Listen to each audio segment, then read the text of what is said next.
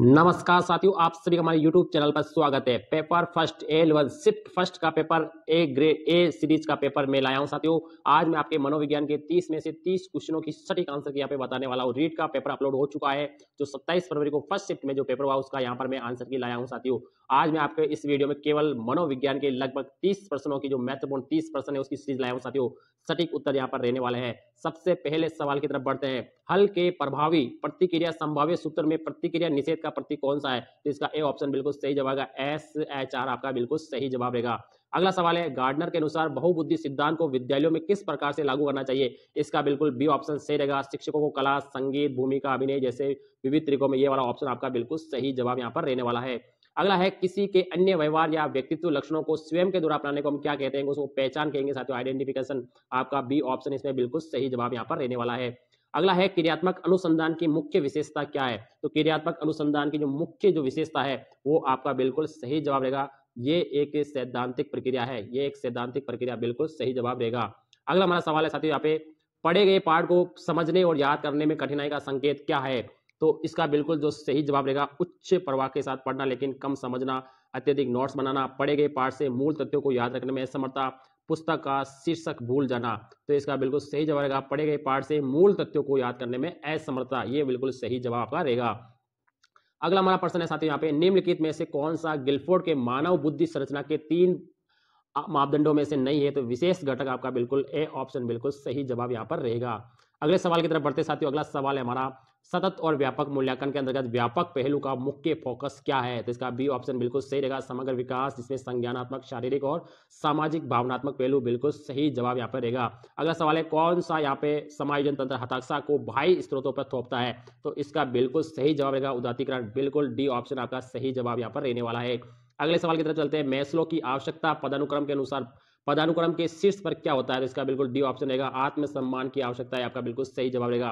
अगला है, निम्नलिखित में से कौन सी एक के पिछड़े बालकों की विशेषता है? तो इसका बिल्कुल सी ऑप्शन रहेगा, औसत मानसिक और शैक्षिक आयु संयोग वक्त से क्या होती है? निम्न होती है। आपका सी ऑप्शन इसमें बिल्कुल सही जवाब यहाँ पर रहने वाला है। अगला 11वां सवाल है, अधिगमकर्ता की मूलभूत क्षमता और योग्यता में क्या शामिल है? तो इसका बिल्कुल सही जवाब रहेगा, शिक्षार्थी की अंतर्निहित क्षमता और कौशल। बिल्कुल यहाँ पर सही जवाब रहेगा, सी ऑप्शन। अगला सवाल है हमारा, अभिप्रेरणा के व्यवहारवादी अधिगम सिद्धांतों के अनुसार व्यवहार को आकार देने वाले प्रमुख कारक कौन सा है? तो इसका बिल्कुल सही जवाब रहेगा, सामाजिक अंत्यक्रिया। बिल्कुल बी ऑप्शन सही जवाब रहने वाला है। अगला है, व्यक्तित्व की संकल्पना में निम्नलिखित में से कौन सा सम्मिलित नहीं है?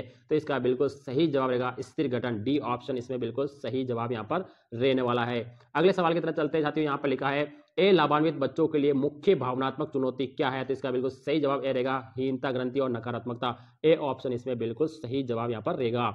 15वें सवाल की तरफ चलते हैं साथियों। इसमें लिखा है, बर्ट के अनुसार शैक्षिक लब्धि इक्यू की गणना का सूत्र है तो EA/CA इंटू बी। आपका बी ऑप्शन इसमें बिल्कुल सही जवाब रहेगा। साथियों में सबसे पहले सटीक आंसर के लिए आया हूं, पूर्व संक्रियात्मक अवस्था के दौरान कौन सी क्षमता विकसित होती है? तो इसका बिल्कुल सही जवाब जो रहेगा, आप यहाँ पे सोच भी नहीं सकते इसको कौन सा आंसर रहेगा, तो आपका बिल्कुल रहेगा प्रतीकात्मक चिंतन। आपका बी ऑप्शन इसमें बिल्कुल सही जवाब रहने वाला है। अगले सवाल की तरफ चलते साथ इसमें लिखा है, आठ अधिनियम छात्रों के सीखने के मूल्यांकन के लिए शिक्षकों की जिम्मेदारी के बारे में कहता है। तो इसका पहला जवाब रहेगा, प्रत्येक बच्चे की सीखने की क्षमता का मूल्यांकन करे, आवश्यकता के अनुसार अतिरिक्त निर्देश भी दे। ए ऑप्शन इसमें बिल्कुल सही जवाब रहने वाला है। अगले हमारे 18 सवाल के चलते हैं, निम्नलिखित में से कौन सी एक व्यक्तित्व मापन के प्रक्षेपण की विधि यहाँ पर नहीं है? तो रेटिंग स्केल। बिल्कुल सही जवाब, सी ऑप्शन आपका बिल्कुल सही जवाब इसमें रहने वाला है। अगला प्रश्न है, विकास के सिद्धांतों के अनुसार मस्तकाधोमुखी जो सिपेलोपोडल है उसका बिल्कुल रहेगा सिर से पैर की ओर बढ़ता है। बी ऑप्शन इसमें बिल्कुल सही जवाब बैठेगा साथियों।